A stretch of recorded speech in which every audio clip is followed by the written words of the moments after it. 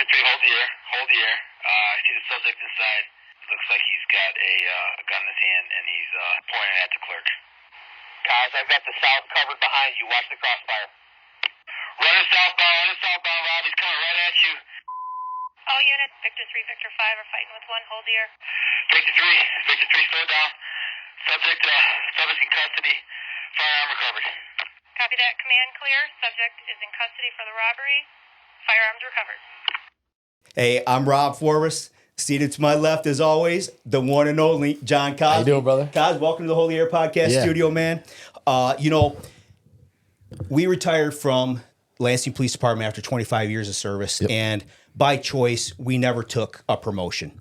But even though, and that's only because we absolutely loved the street and we loved what we did, and even though we stayed as frontline workers, man, we recognized and we loved good leadership when we saw it. Yes, we did. And there is no better example than outstanding organizational leadership than the guest we have today. Welcome to the studio, Ingham County Sheriff Scott Wriggelsworth. Welcome to the studio, man. Let's do it. Let's go, man. Thanks for having me. I appreciate it. Still 32 years in. Love what I do. Love that I got to partner with you guys for a certain amount of time, and spent my first 23 years at ELPD and my third term as the sheriff, and still think I'm pretty good at this gig. So thanks for having me. Absolutely. So, what prompted us to reach out to you was a recent comment that you made to the media, and there's a little more in a comment. But if anybody knows you from day one, that's what you are. You're not afraid to address the media, the press. You're confident behind your words. You understand what it means to have a good relationship with the media, but at the end of the day, you want to hold people accountable in all aspects of the game. I do want to share that I bumped into you about a week ago. I was walking into a local fitness establishment early in the morning, and I'm still plugged into the going-ons of LPD with my current job at MDOC. And I was aware of a certain person that was wanted for multiple types of crimes all across the lower state. I was walking into Planet Fitness. I looked over to my left, and I'm like, that's the dude. That's the guy. And to keep the details out of it, car was parked. He's in it. I scurry back to my own personal car. I drive out of the parking lot because I don't know what's going to happen when the county shows up. And I called dispatch and I said, "Hey, listen, there's a guy here that we're looking for." I said, "Let these guys know he's probably going to be a wildcat when they make contact with him." Fortunately, he wasn't. Your boys came in, did a fantastic job, got him out safely. And a couple minutes later, you said, "There's the sheriff," as I rolled up in uniform. I'm in there, and I'm happy. From citizen to podcast guy like that, like in the phone booth. Here's the cape, John Cosme podcast. At your service. Listen. When you're retired and you get that close to the juice again. Oh man, it's hard to shut it down. It's a great feeling, man. It's hard to shut it down. Oh, so I'm literally, as a fan, I'm standing there watching the county guys do their thing, and the unmarked pulls up, and out pops Scott. And I'm like, "Oh, hey." Well, the funny part about that is I told you after it was all said and done, you were letting the guys know you were the one that called it in. Well, I don't think any of my deputies on scene, they're all relatively young, knew who you were. But of course, I knew who you were. Yeah. So we did the bro hug, "What's up, Coz?" And it made everybody kind of settle down because I think some of them were like, "Who's this dude? And why does he know so much about what's going on?" So that's exactly what they looked like, too. It was hilarious. But so we talked a little bit in the parking lot, and I extended the idea to you. I was wondering, can you come into our podcast? And I was really impressed with your consistency and your ability to address something that I could tell you were passionate about, and you didn't even hesitate. I was going out of town for about 5 days, and you said, "Hey, call me when you get back." I did, and here you are, and I appreciate you for coming in. Yeah, thanks for having me. Love to be here, and I think we'll have a great chat. Yeah. Oh yeah, for sure. So I have a question because I wasn't there, obviously. Yeah. You go to the gym, by 9 a.m. every day. I haven't been to the gym since the 90s. Yeah. But what time? Because this is gonna segue perfectly into who the sheriff is as the sheriff of Ingham County. What time of day was this incident with the guy that's wanted what time did this happen? Shortly after 6 o'clock in the morning. 6 o'clock in the morning, and here the sheriff is rolling up. That is a leader who is plugged in and connected, man. Certainly at that level, he does not need to show up to this suspicious person. No. You know what I mean? But here he is, the real police showing up to this at 6 o'clock in the morning because he's plugged in and he hears about it, he recognizes it, and shows up on it. I just piped up and said, "Where's that unit at?" They said Planet Fitness. I was right around the corner, and the rest is history. Wow. I got to spend a few minutes of my morning with John Cosme. Yeah. I mean, God, the rest of the day went fabulous. Hey, there's nobody better. Hey, listen, not a hair out of place either. Yeah, I bet not. 6 o'clock in the morning. I was like, whoa. Yeah, man.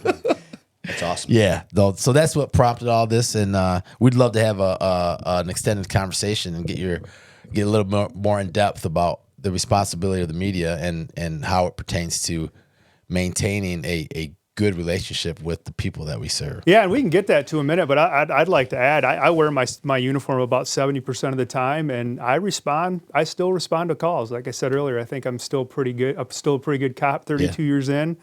I think it's impressionable to my deputies that I do and am willing and able to respond to calls like that. And, typically I'm a backup, if you will, but I still make traffic stops. Matter of fact, on the way here, they put a PI accident out at Aurelius and Cedar Street. I was right around the corner, so I stopped by that. It was relatively minor. It was a nothing call, but I'm still the police, and as understaffed sometimes as most of our agencies are, if I can help, I will. So give us a backdrop, right? Yeah. Give us a backdrop on for the folks that might not know the Wrigglesworth last name. Of course we do. Yeah. Where did it all start for you? So it all started back with my dad, and he went to troop school, MSP Trooper School in 1966. Graduated out of troop school and went right to the '67 Detroit riots. He was down there for a while. He ended up doing 50 years in law enforcement, 22 in the state police, did 14 of that undercover work in the Tri-County Metro Narcotics Squad, which I believe you were at Metro for a time. I don't know that you were, Rob, nor was I ever. And then so he had 50 years total. A couple years, I spent my first 23 years at ELPD, retired at the rank of lieutenant, and then I knew someday Dad was going to hang it up as far as being the sheriff, and he announced he wasn't going to run his last term early in 2015. About 10 minutes after he announced he wasn't running, I announced I was running. Wow. Won the election November of 2016 and took office of 1/1/17. So been doing this for 32 years, had an awesome 23-year career at ELPD. In year 9 at the sheriff's office, absolutely love what we got going out there. We certainly got the new Justice Complex, and I tell everybody, the building's amazing, but it's the people that make the building, right? You can have the greatest building in the world, but if it's filled with non-professional people, the building really doesn't matter. And I'm super happy that we got the best of both worlds out there. We got an amazing facility, but even more amazing people that work inside of it. So for sure. Just to mention, I'd love to give a shout out to your staff, because in my current position that I work, 100%. Every time I deal with your jail and your officers in that place, they do their job so well. It makes it so easy. If I was a person coming from another jurisdiction, I would leave that place thinking, whoa, our place might need to, our place might need to be more like your place.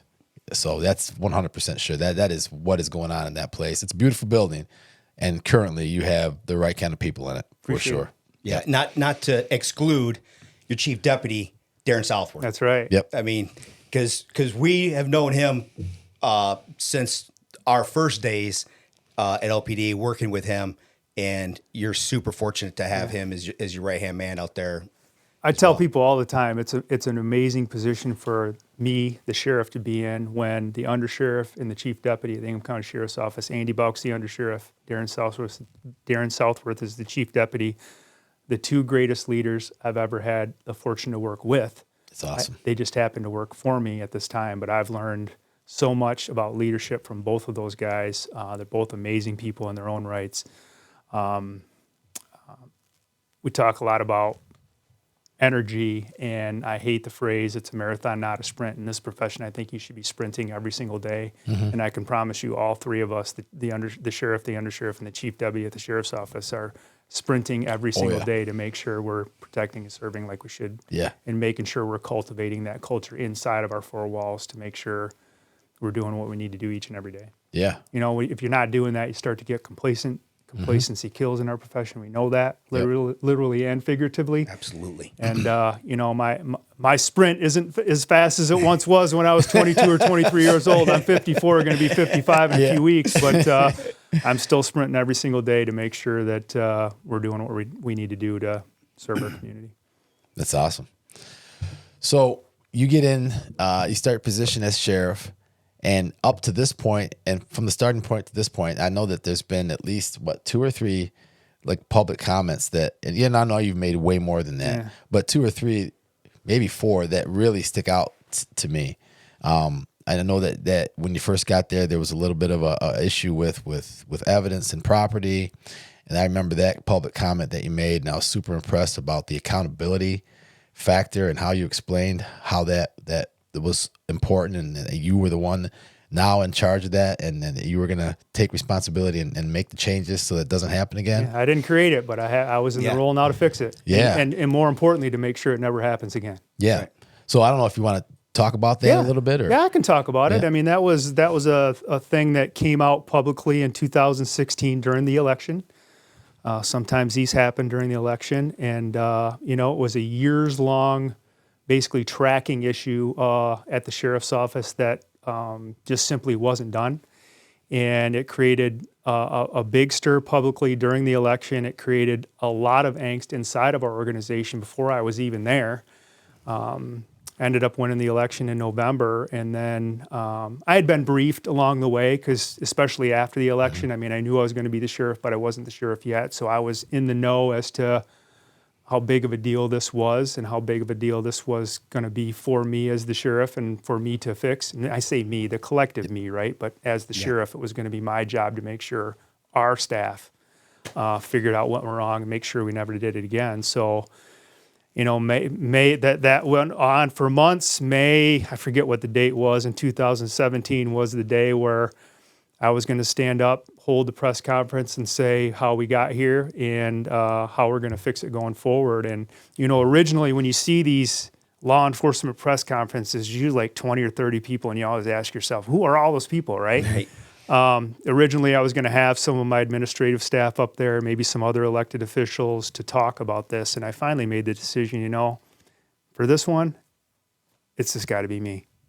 It's just got to be me. And it's no secret, my dad was the sheriff before me, was the sheriff at the time this kind of happened. And so I stood up there and said my piece. And then when it came to Q&A time, my dad, being the pro that he is, said, when it's time for Q&A, I'll stand up there with you, and they can ask as many questions as they want, as you, the current sheriff, and me, the former sheriff. We did that. We've fixed the issue. We've moved forward. And you know, I had people at the organization say to me, Coz and Rob, I can't believe you did that. And I'm like, I can't believe you're saying that to me. Like, what else would a leader do? You know, no matter who was in charge at the time, and no matter who was involved, it was my job to fix what had happened, and again, to ensure that it never happened again. And part of that was to explain to the community how we got here. And that's exactly what I did. And we've moved past it. It's not going to be that it was the first time as sheriff, the first biggie I had as sheriff, but there have been other things that have happened where I've had to stand up publicly and say, this is what happened, and this is how we're going to do our best to make sure it never happens again. So. Dang right. And I think it's kind of cool. Like, there's a ton of police experience in this room, right? And I think cops in general, you know, our process of thinking is, we try to control what we can control, and that's very valuable to us as we're responding to calls and whatnot. Like, we've got to make this scene safe or whatever it is. But there's a lot of things that happen that are out of our control, and I think in that gap of what we can't control, is some frustration. And I think it really shines on why we respect you so much in the leader that you are, because in 2017, you inherited this crisis, stood up and said what it is and said what it isn't, as far as, yes, this was not accurate. Record keeping and evidence was not tracked properly. But let's also remember, we're not talking about because that was unethical. We're not talking about people stole stuff and everything like that, right? And then you stand up and say, I inherited this problem, but the buck stops with me and this will be fixed. And now here we are and it's fixed. Yeah. Like, that is all you can ask from the leader of your administration. 100%. Yeah, Don't I think fry me for something I didn't do. But at the same time, let's fix it, because we're all committed to fix it. Yeah, and that was a big day for our organization too, because that was a black cloud that had been hanging over the sheriff's office for quite some time. So there was a big exhale after that press conference, and I'll never forget. After that press conference, I walked down the training hall, and one of our deputies that happened to be involved in that mess along the way was upset. And I stopped in and told him to pick his head up. He's still a valued member of our organization, and ever since that day, he's actually killed it for us, right? Yeah. So that's something that had to be done. It was a huge day for our organization. That was kind of the beginning of the rest of the story, if you will, and we persevered through it, and we're better. Our organization's thriving today. So dang right. Yep. So on the heels of that, not really that much in time later, another huge source of frustration as cops in the room, and you had no control over it. 2020. Yeah. And what an indescribable time to be the police, as in that time frame, and as much frustration as we felt as frontline workers trying to do the job of serving our community the right way. I cannot imagine the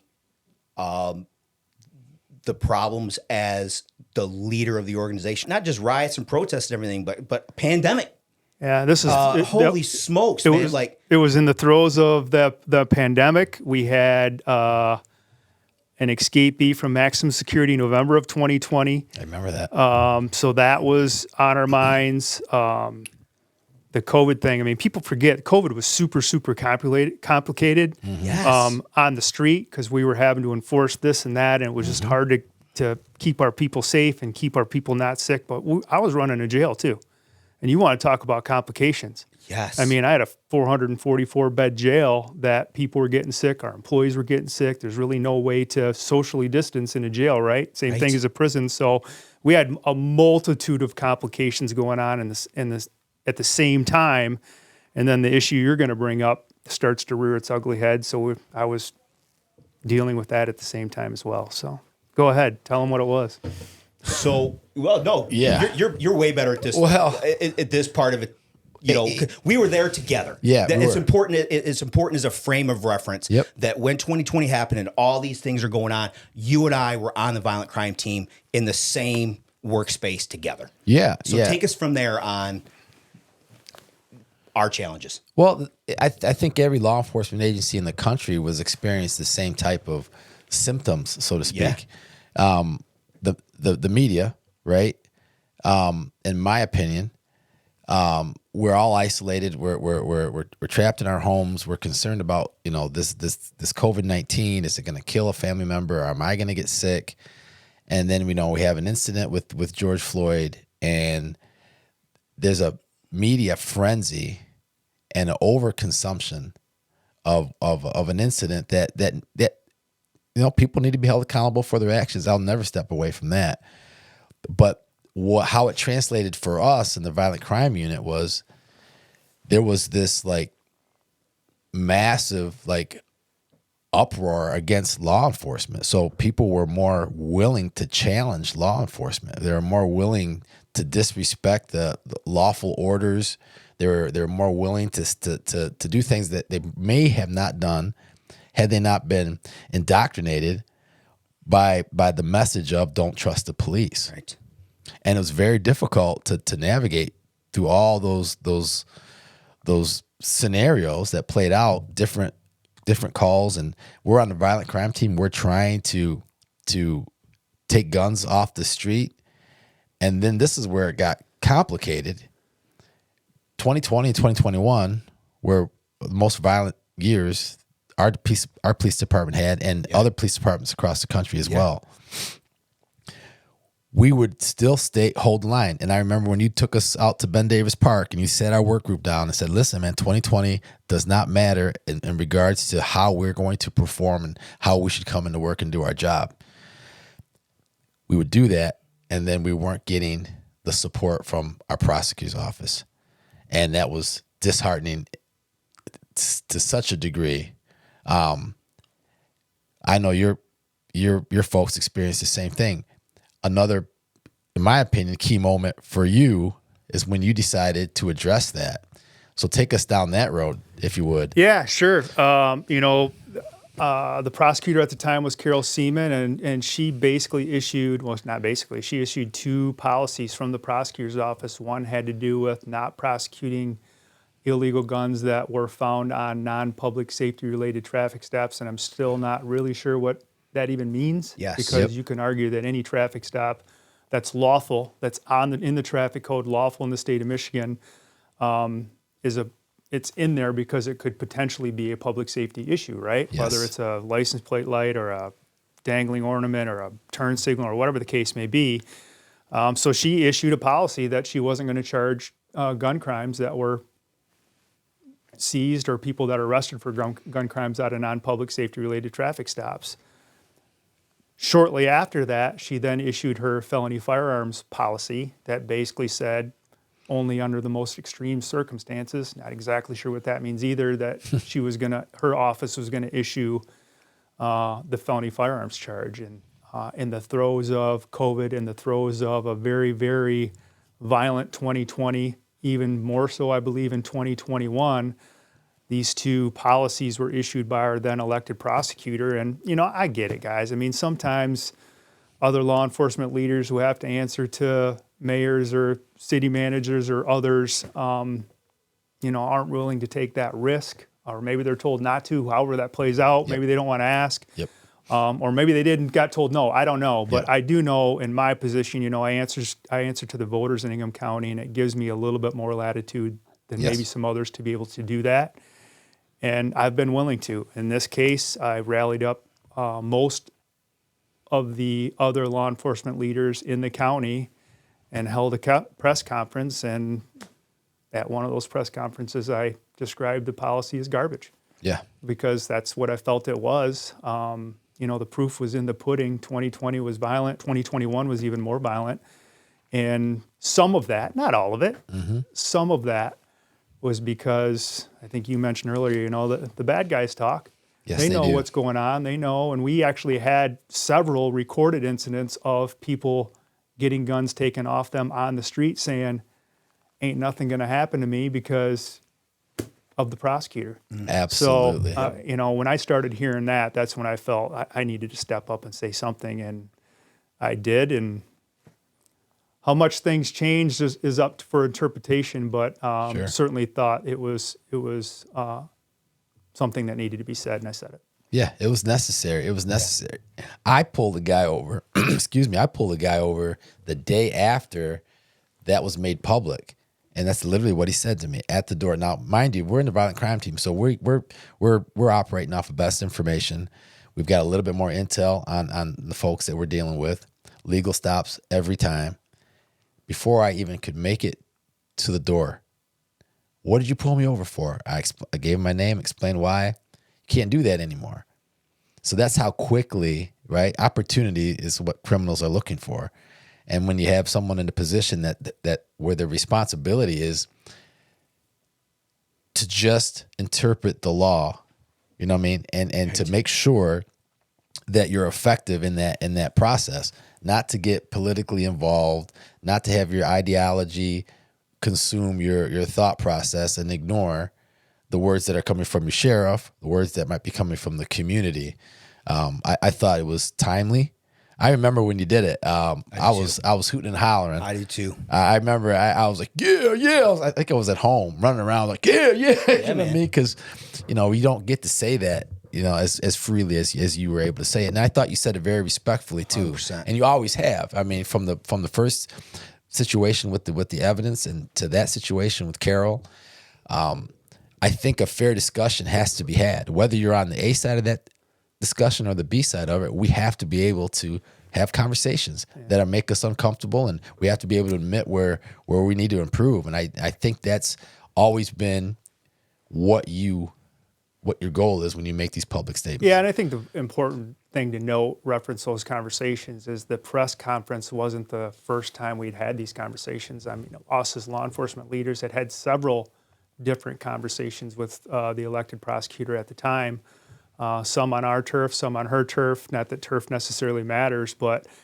this didn't come out of the blue. Mm-hmm. I mean, we had been trying to explain to her our stance on this, and it just was really going nowhere. So after several attempts, privately, I guess you would say, it was time for the public to understand. I'll say the collective law enforcement not that I speak for all agencies, but I think I spoke for most of them, or most of the people that work for those agencies, that this is where we stand. This is not helping public sentiment. It is not helping crime, for sure. These are real people, real victims, real shooting victims. We're trying to, prevention's a big piece of police work, right? You bet. And you were putting handcuffs, figuratively putting handcuffs on law enforcement by doing these types of things. Yep.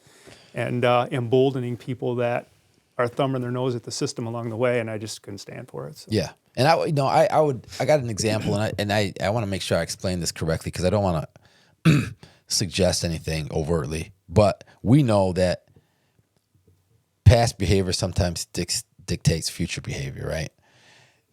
When you have someone who has been held accountable for the crime of a CCW or something like that, and then the ideology and the political opinion of your prosecutor decides to not hold them accountable to the letter of the law, that gives them an opportunity, right, to be a misdemeanor offense or a felony offense. And when it really hit home for me, this entire discussion, was the MSU incident. It bothered me so much when I found out that the shooter in that incident was stopped by one of our guys at LPD, arrested for a felony CCW charge, but offered something less. Way less. And had that been... To a misdemeanor. Had that been prosecuted the way it was supposed to be, it is fair to say that he wouldn't have had the ability to purchase his own gun. Now, could he have gotten a gun off the street? 100%. So I'm not going to point the finger, right, directly at, that process, but it does provide an opportunity that maybe wouldn't be there. Yeah, and I would say this, not that I'm in a position to want to defend the prosecutor at the time, but plea deals in law enforcement happen all the time, and whether this was done right, wrong, or indifferent, that is part of the process. I mean, there's no system. Yeah. There's no criminal justice system built anywhere that could survive without pleas. I mean, that's just the fact, right? Yep. When you talk about running a county jail and 75% of our people are in jail pre-trial or on bond, if you will. Yeah. Less and less people sentence prisoners. So that's always in play. Mm-hmm. The other interesting thing about that is I thought, well, if you're going to have a policy like that, knock yourself out. I can't tell you what to do, but you can't tell me what to do either. Sure. So I never instituted a non-public safety related or non-public safety traffic stop policy. Right. If the day it's not in the traffic code anymore, is the day you won't do it. Is the day we won't do it. But until then, traffic safety is going to be important. And I can tell you this, in my 8 years and 3 months as sheriff, the number one complaint we get, and it's not unique to the sheriff's office, are traffic violations and speeders and people running stop signs and texting and driving and all the stuff related to driving.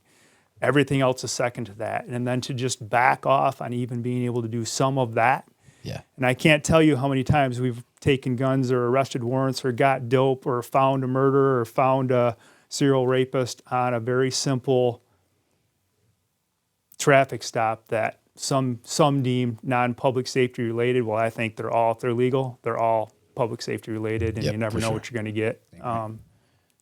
Yeah, and I agree with you. I agree with you. Rob and I, we had a hell of experience with VCI, and not every person we got with a firearm did we think that the first time offender, you get somebody who's purchased the gun correctly, right?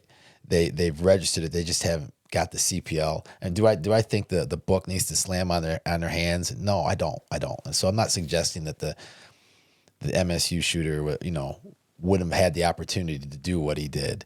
But I am suggesting that you can't give the inference to the criminal community that you're going to back off in a time, from 2020 to 2022 where things were so violent. There has to be an idea of precedence, so to speak. And in those 2 years, we were trying to proactively police our community in the middle of a worldwide pandemic. So it just take everything else out of it. That was complicated in and of itself. For sure. And then we had all these other complications that were kind of landing in our lap at the same time. So it was a late 2020 and early 2021. In my 32 years, I've never seen anything like it. Yeah. Me too. I don't think anybody has. Hope to never see anything like it again either. It was incredibly complicated.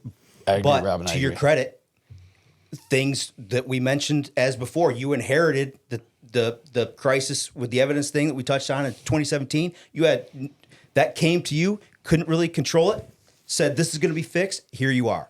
And then 2020, 2021, there's things that are happening outside of your control, but your leadership is you stood up and you said what we all were begging for our leadership to say. And I love how you described it. Like there's complications with that, but we love you for it. Well, I appreciate that. And the other thing that I thought kind of got lost in that conversation is people were so suspect or offender centric that the victims are in the wind. They were being left behind. They were in the balance. Spoken about. That's right. I know. Yeah. So, we really tried to be victim centered. Yes. At those times, it was just sometimes all about the offender, and it felt weird. Yeah, it did. It felt weird. And I'm like, let's start talking about Yeah. something other than the offender. Yes. Here's an idea. Let's start talking about the victims, or maybe the person that hasn't been victimized yet, but we saved them from being a victim because we took a bad guy with a gun off the street. Absolutely. Absolutely. Exactly. And let's, where I come from, and I know you too. I don't want to speak for you, Sheriff, but I would much rather be associated with not having the reputation of being light on violent crime.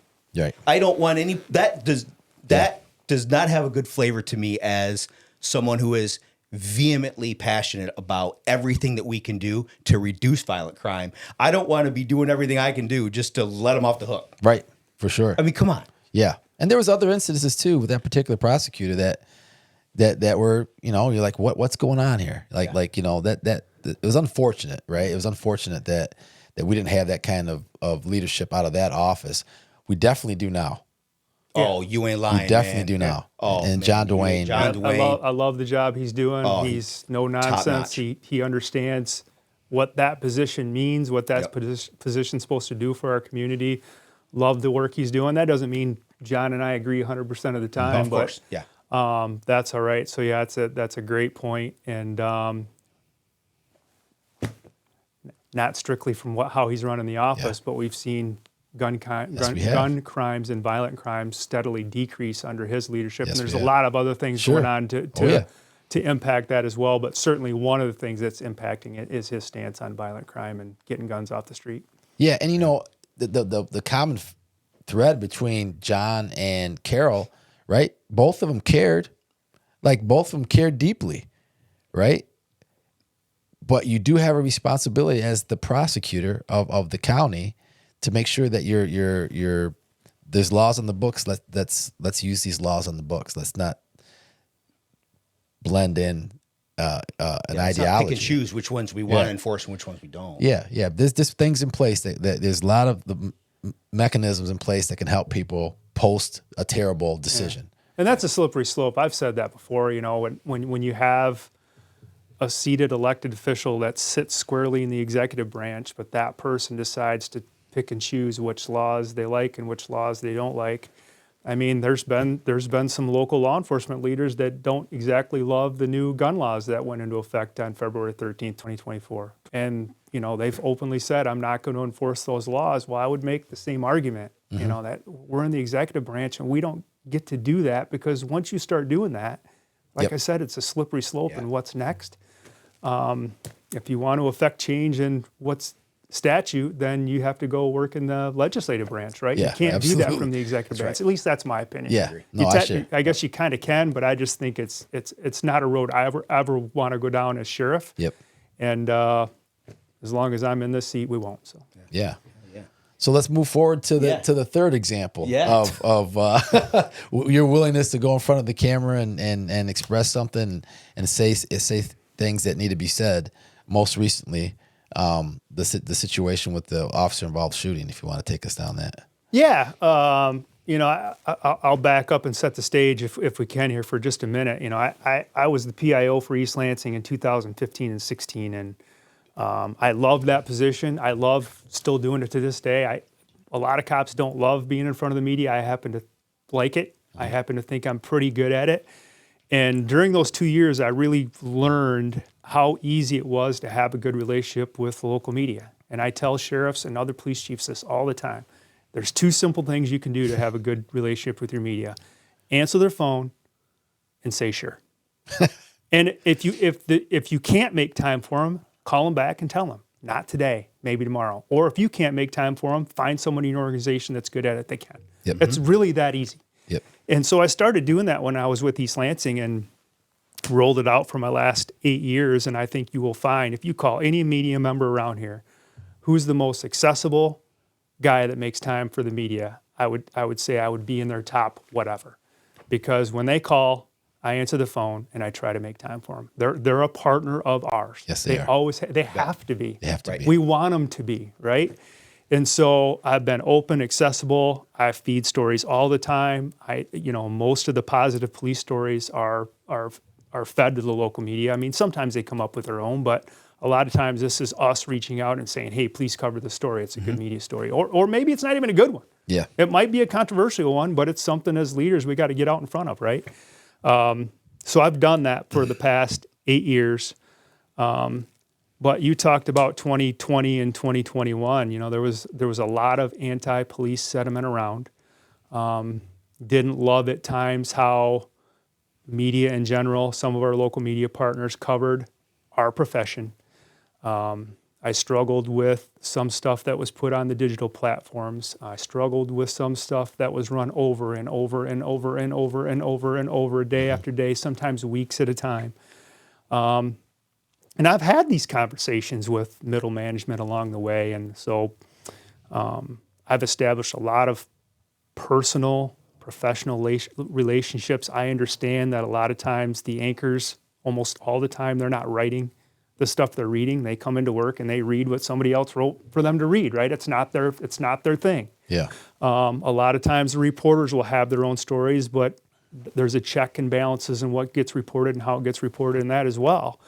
So I think I get a lot of that through my 10-year plus experience with the media. And, the Deputy Butler getting killed in the line of duty from Hillsdale County back about 9 months ago in 2024. I didn't know Deputy Butler. I knew a lot of people that did. He went to the police academy right here at LCC. I don't know if you guys knew that. Yep. So I had people that are deputies with me now that went to the academy with him.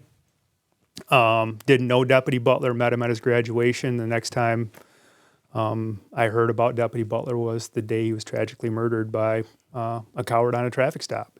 And so I went to his funeral, felt how bad that community and our profession was hurting when that happens. As you know, there was 3 relatively back-to-back in 2024, Oakland County, Hillsdale County, and then Dearborn, I believe, or Dearborn Heights, one of the two.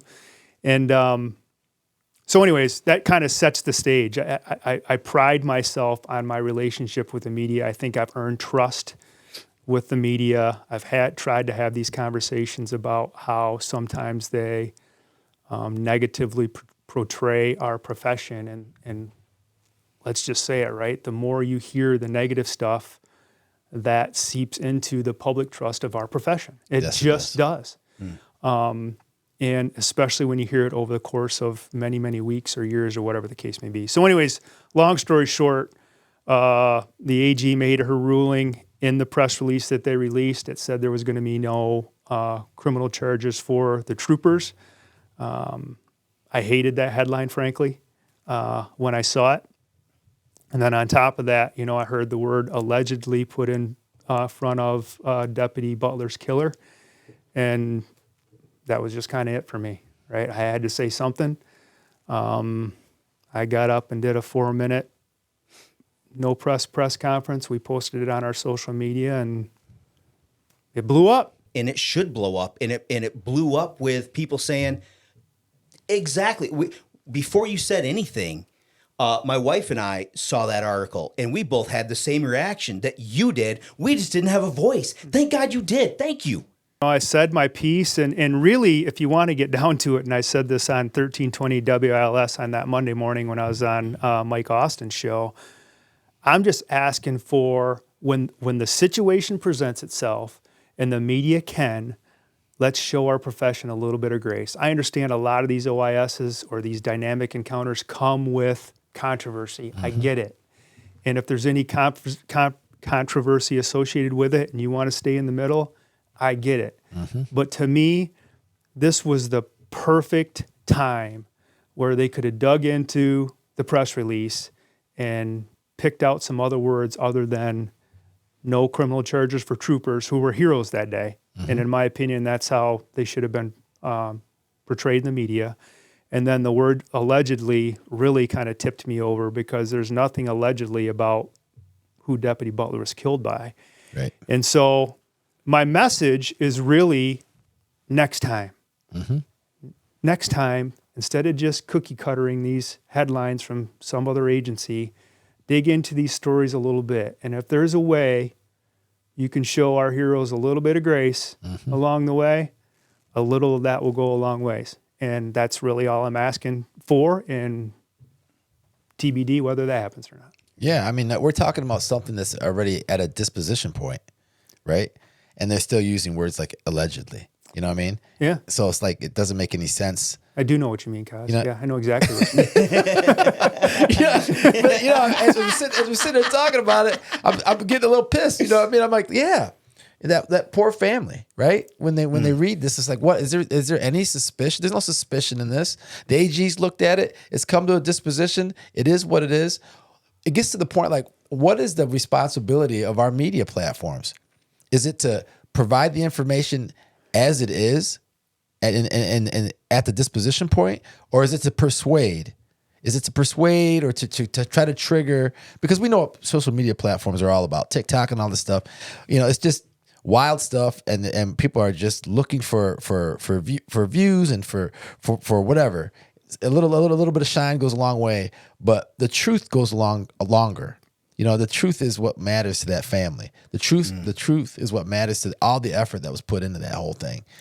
Yeah, I couldn't agree more. And, with respect to the troopers, that you got to remember that Deputy Butler's killer isn't dead because he killed Deputy Butler, right? Right. They tracked him down. They quartered him. They went to arrest him. He decided he wanted to try to kill some more cops that day, and we ended it. Yep. Right? That's end of the story. End of the story. Literally the end of the story. Yep.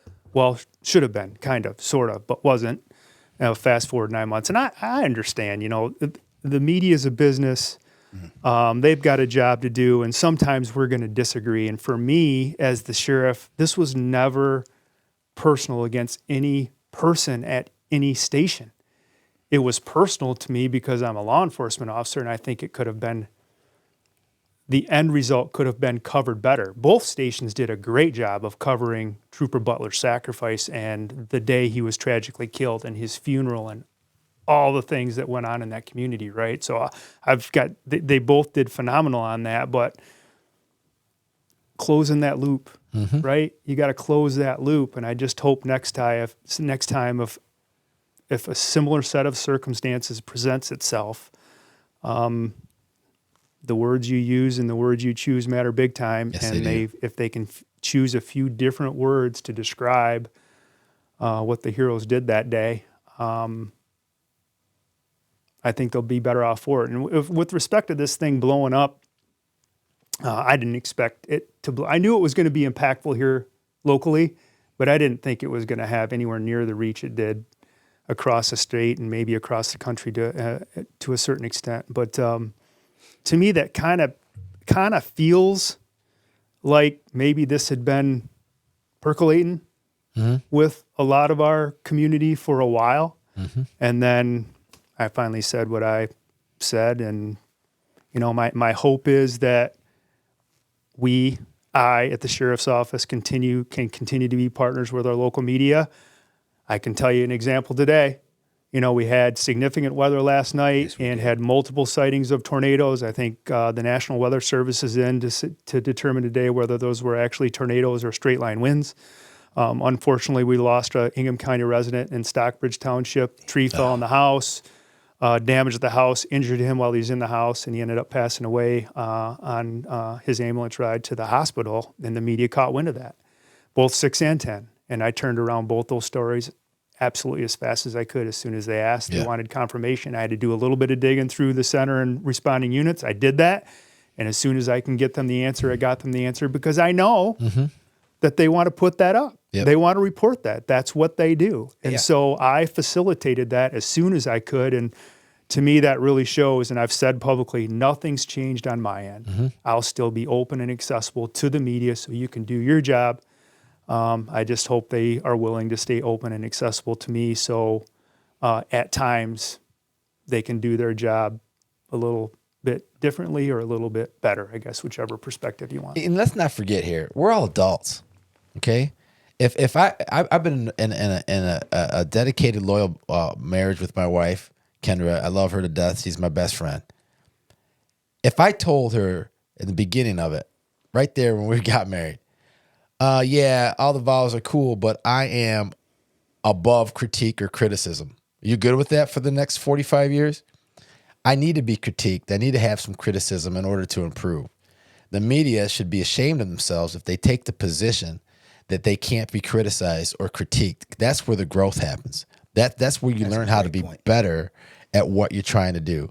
We coach our kids, but what we're doing is we're critiquing them. We're giving them criticism because we love them. We want them to be better.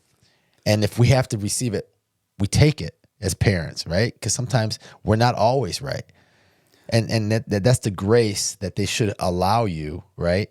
To have your moment, to express, because maybe they're going too far with this, and maybe they've got too comfortable going too far with this. Yeah, I think that's a great point, Coz. And one of the things the media's job is to do is to critique things that are going on in the community and be the voice for someone else, right? It's not their stance; they're just reporting what somebody else does, and it's no secret that a lot of times, who is that critique on? It's on law enforcement, right? Yeah. We're the most public-facing governmental entity that's out there. Yep. We just are. And so to a certain extent, I understand where they're coming from. But to your point, there are going to be times where they should be able to listen to us.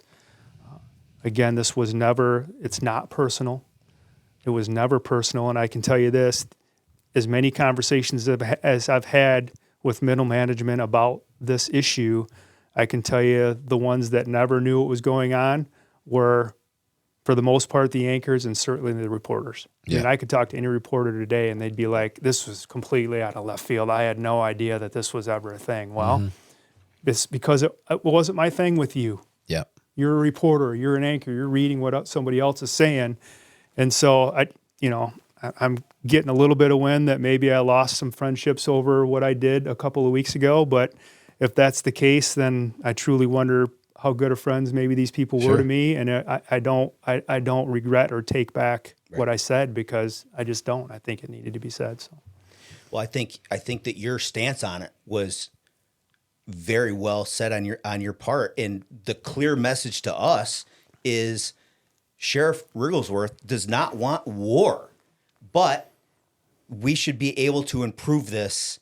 And we should be professionals on the other side of this. You should be able to say what you need to say to me and vice versa. And we should have a good working relationship, and it should be improved on both sides.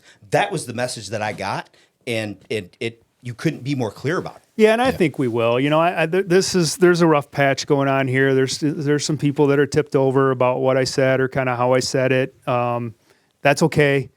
It's not the first time. It certainly won't be the last time. I've been around the block enough to know that in my 32-year law enforcement career, you don't necessarily pick a fight with a profession that buys ink by the barrel, right? So I understand that, but there are times where you got to stand up and speak up. I did it in this instance, and I'm hoping to at least make them think twice the next time if there's a circumstance where they can show us a little bit of grace. Yeah.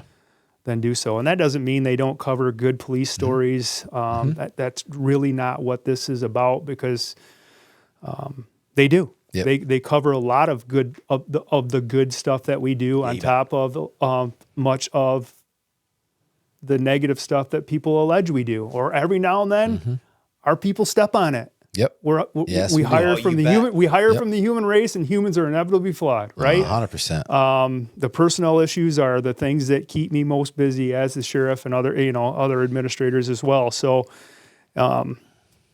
it's all good on my end. I think I proved that today. I'll prove that tomorrow and the next day. And my hope is we can get back to being public safety partners. And, I talked about in my subsequent press conference what a great job they did with the Grand Ledge shelter in place and getting that message out to our people to make sure that they're following what the police department does. So there's all kinds of things that they do on top of what we do that interlap, and we simply need to continue to do that.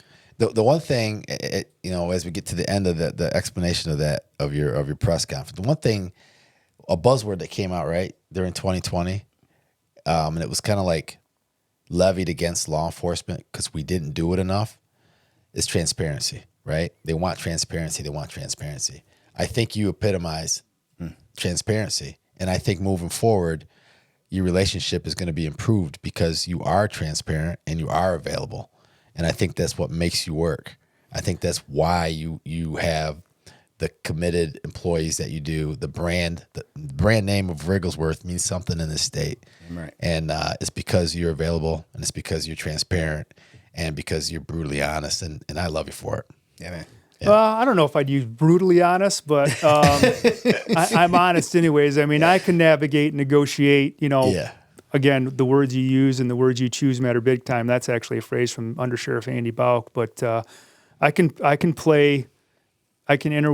interweave a little politics in what I say and still be tactful at the same time. And I don't think there was a single thing non-tactful that I said in that 4-minute press conference to get my point across. Sure. And I'm sure the troopers are happy about it. Yeah, for sure. The troopers that acted that day and all the other support that came to Deputy Butler's aid and to track down his killer. And, we know no law enforcement officer ever wants to have to do that. No. There are just times where we have to. That's right. Yep. And we should. Yep. And this was one of those times, and that was dictated by his actions. Sure it was. Plain and simple. Yep, for sure. So Coz and I absolutely, this episode, and thanks again for coming in here, Sheriff. We are absolutely going to dedicate every quarter. Let's do it every quarter. Let's do it every quarter. Sheriff speak or something, huh? Hey, he's got his phone moved in his cape. He can go to podcaster mode like that. You've seen him do it. Yeah. We want to dedicate this episode as a broad approach to all of the men and women in law enforcement that have been killed in the line of duty. And on top of that, specifically, Deputy Butler with Hillsdale County. That's what, really sparked this whole podcast conversation. And beyond Deputy Butler, we had an incident in Ingham County at the sheriff's office that hits a whole hell of a lot closer to home. And if you don't mind, we would like to dedicate this episode to officer wellness in the honor of Deputy Lynn Parrish. Sure. Yeah, I appreciate that. Yeah, we had tragedy 4 fall on us early February. We had one of our corrections deputy, Lynn Parrish, who was a 22-year MDOC guy, had worked with us for a couple of years, tragically commit suicide, and it rocked our agency. He really was on nobody's radar that I know of yet as struggling with his mental health. Nobody knew he was in crisis, and he unfortunately took his life about 7 weeks ago. So, there's that silent killer out there that people are struggling with their mental health. They're fighting alone. And we talk all the time about no one fights alone. Well, that's just kind of a buzz phrase. Way too many people fight alone, and they do that intentionally. And every now and then we can break in and help somebody. Deputy Parrish was fighting something alone that most of us didn't know anything about, took his own life. And, it was a tragedy on our end. I appreciate you dedicating this podcast to Deputy Butler and Deputy Parrish, who unfortunately lost their lives two very, very different ways. But both of those guys were in the fight with us for a really, really long time. Can always talk about mental health. It's, suicide's a crisis in law enforcement. It's a crisis in corrections. It's a crisis in the military. And it's something I've never had to experience in 32 years, but we had to just a few short weeks ago. And you want to talk about leadership in times of crisis is where people look to you the most to be leaders. And I'm not the only leader at the sheriff's office. You don't have to have rank to be a leader. That's right. There was a whole heck of a lot of leaders at our place to help our staff through this tragedy, for sure. And I thank them all for doing that. Yeah, that hits home, when you lose somebody like that. And I think that reminds us as why you're so passionate. I'd share a quick story with Deputy Parrish. He came to us from MDOC, and before he came to us, the undersheriff came to me and said, I got this marketing gal online, and she wants to sell us a recruiting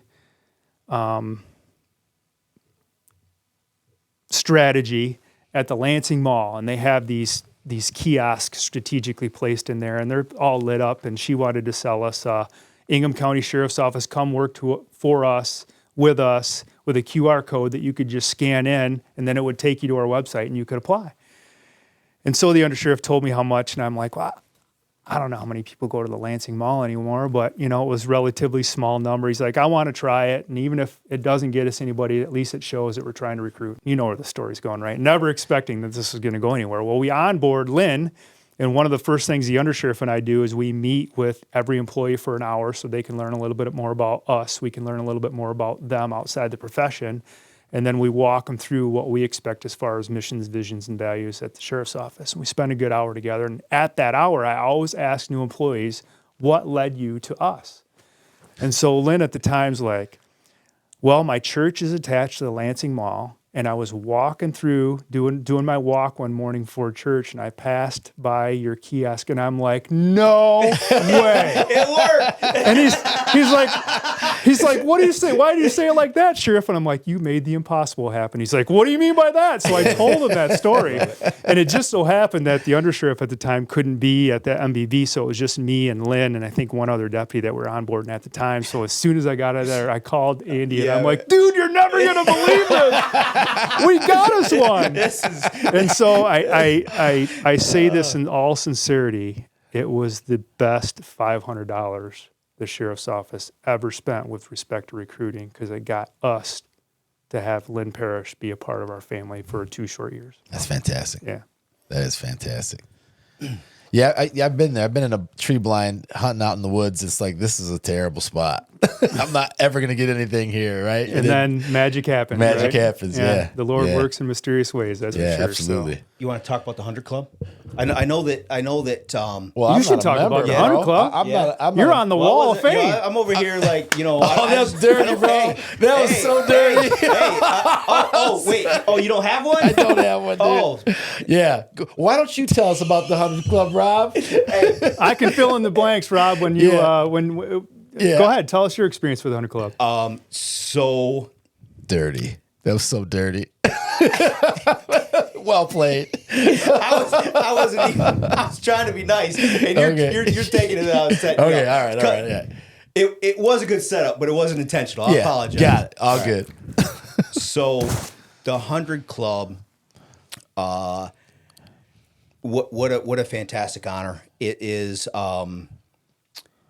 It was an award that was presented to me. I don't remember exactly how many guns it was that I seized, illegal firearms, and by the way, this, as we've been talking here, our VCI background, we're talking about the media. We're not talking about infringing on anybody's rights to freedom of the press or right to bear arms and anything like that. We're talking about playing by the rules, right? And so, with that being said, I don't know how many it was, and I don't want to be wrong, but it was.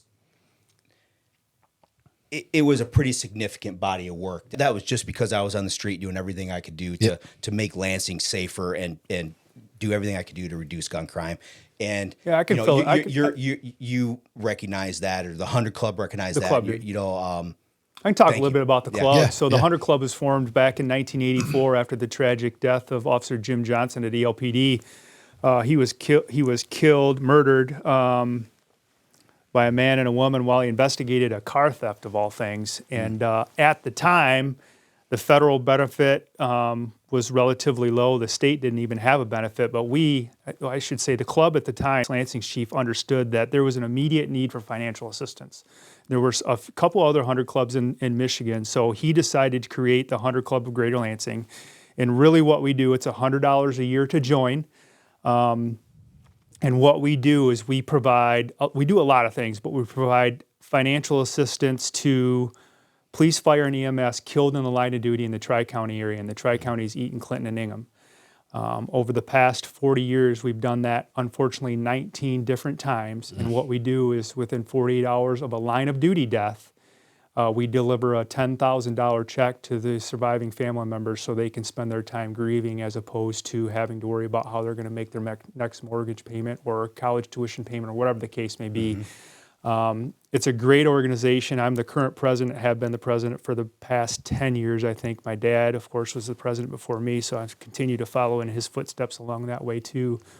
And every year at our annual meeting, we give out awards earned, and those awards are professional excellence, like Rob got last year, and then heroism awards. And some of the most incredibly amazing stories for police, fire, and EMS, even with respect to professional excellence, is generally a long body of work, like Rob had when he was assigned to the street, taking guns off the street. Heroism awards are earned, and it's a way for us to give back, be a little bit more proactive. The other thing we do, just started this year, is we're trying to, instead of being so reactive, which the club has been for years, we're trying to be a little bit more proactive. So this year we set aside $10,000 to let people apply for grants, public safety equipment grants.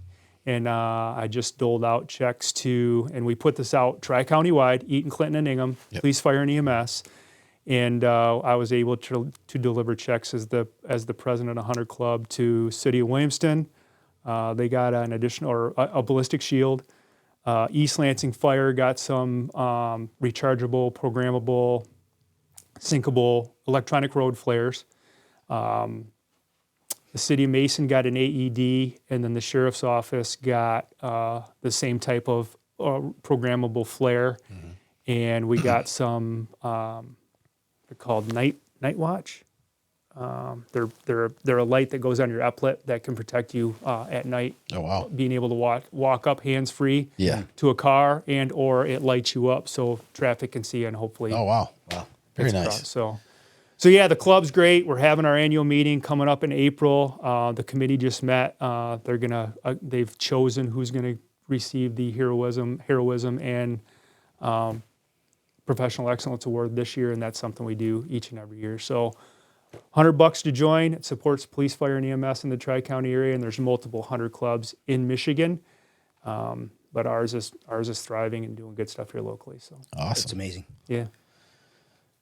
Yeah, that's it's always nice to recognize, you know what I mean? And it's always nice to know that you're doing this job the right way. I mean, there's no better feeling in the world to look back over your career and know that throughout your career you were recognized for effort. And because it's you get to do this one time, and if you do it right, you ride off in the sunset, and it feels damn good. It does. Yeah, I kid all the time. I'm in my year 32. The undersheriff's in year 33, I think, and then Darren, the chief deputy's in year 32 or 33, whatever the number is. And we always kid each other, like, very few people stay in this game after the day they can retire because, one, it's financially not worth it, and two, you're just only one controversial thing away from being in the spotlight. And I said, so I get why people retire as soon as they get their 25 years in. The only three idiots still doing this job way long past retirement are the sheriff, undersheriff, and chief deputy of the Ingham County Sheriff's Office. That being said, though, I can promise you all three of us continue to love what we do. We continue to love how we serve this community, how our staff serves this community. And, our mission is at the Sheriff's Office is to provide correctional law enforcement and support service excellence in partnership with our community. That's exactly what we're doing each and every day. And our motto is our family protecting yours since 1838. So the Sheriff's Office has been around a really long time, and it'll be around a really long time after I'm not the sheriff and Andy's not the undersheriff anymore. But it's our time to put our mark on it. Yep. Right? It's our time to make our impact. Yep. And when we meet with new employees, we tell them the exact same thing. You get to choose whether that's a positive mark or not. It's up to you. Yeah. But either way, you're going to do it. So proud of the men and women of the Sheriff's Office, proud of the men and women who serve local law enforcement here in the county, and all of our first responders across Michigan. Love protecting and serving with them. And I just want to take a minute to thank you guys for what you did. You guys were cops. You were out there holding people accountable. You were out there doing it right, the legal, moral, and ethical way.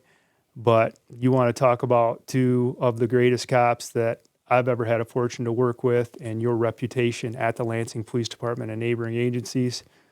You two guys got it. Thank you, brother. I appreciate that, man. That means a lot. That means a lot coming from you. It does. Sure. And, go ahead. Man, look at this. I mean, this is how smooth this guy is. Typically, we have to set you up for the ending. But the crescendo? Listen. If I'm at a karaoke bar, I am not following that up. No, that's good. That's awesome. Awesome. But I think... But there's a lot of us out there, right? It's not just us. Sure. I mean, there's a lot of people doing it for the right reasons, showing that empathy, compassion, but at the same time, holding the bad guys accountable. Yep. And coming to work each and every day, trying to mentor younger officers. I mean, all of our agencies are young. Yep. Right? Yes, they are. And that's going to come with some failing forward. They're going to make some mistakes. We all made mistakes early in our career. Sometimes we made mistakes late in our career, but as long as you don't make them again and learn from them, that's what we're looking for. Right. So. Wow. Yeah. And I think it's important. I appreciate the word, Sheriff, but I think that it's important to say this, that, in our 25 years, you're 32, the reputations and the legacy we have as retired looking back, it was a culmination of 25 years. And I think that is important because we ran our guts out for that whole time. And we've... You were sprinting. You were still sprinting. Every day. Sprinting. That's right. Exactly to your point. Yeah. Yep. And we never took our foot off the gas. Yep. And that is who we are. And I think we've seen it, and I'm sure, Sheriff, you too, that we see people sprint out of the gate. But man, when you sprint your whole career and you look back, that's when you really can be proud of legacy. Yeah, and the other part of that too is sprinting doesn't mean throw all caution to the wind and go balls to the wall with your hair on fire the whole time, right? I mean, you get tenured or seasoned. Yes. I use that word now instead of my parents are getting up there and every now and then say the word elderly, and I don't say that word anymore. No, we're not tenure or seasoned. Yeah. But as we got later in our career, we were still strategically sprinting. Yeah. Each and every day to try to protect our community. So I don't want people to get the wrong impression. I've had people, when I say I hate that term, it's a marathon, not a sprint. Yep. Yeah. They're like, well, you got to pace yourself or you're going to run out of gas. No, you can sprint strategically to make sure you still have a lot in your tank towards the end of your career. And none of us should ever retire in place because, again, we talk about complacency. That's when complacency happens. Yep. And in our profession, that's when tragedies happen. That's a fact. The question to you as the guest, Sheriff of Ingham County, 8th largest by population in Michigan, 550 some square miles, right in the center, smack dab. We've absolutely applauded your leadership in your tenure, and we have a ton of respect for you. There's a on your building, it says respect is earned, not demanded. And that is exactly why we wanted you here, is because we respect you to the absolute core for your leadership and what you do, because it's right. Yeah. So our question to you, Sheriff, as we close it down, what would you say to the brand new cop that's just trying to figure it out? What would your advice be to them? Well, I think you got to be open-minded, and you got to understand that, when I started policing in 1994 at East Lansing, we were pretty well equipped to police our community, but we're exponentially better equipped today than we ever were back in 94. And we were pretty good back in 94. So what I would say to a younger cop is be ready for change.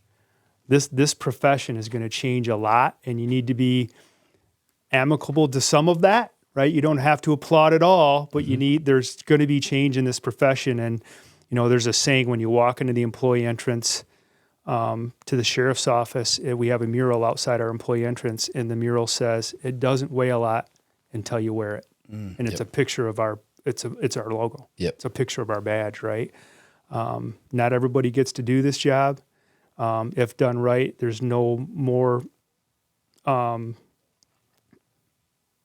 profession in the world that will allow you to impact others' lives on a day-to-day basis like this one, and keep that in mind. And when you come into work each and every day, you should be sprinting. Yep. You should have your mind right. And even if you're not to your 100% that way that day, there's no way the public can feel that. They should never see it. Yep. Never, ever, ever. So if you can keep those things in mind, the rest of the stuff will take care of itself. Awesome. Doesn't get any better than that, man. Let's do this. Hey, appreciate you, Sheriff. Thank you again. Yep. My pleasure. If you guys want to do every 3 month or every 6 month Sheriff Speaks or Sheriff Talk or something, I'd be happy to. I enjoy doing this stuff. Thank you so much, man. That'd be phenomenal. Thank you. This was awesome. This was so good. Thank you very much. Thanks, man. All right. All right. Yeah, man.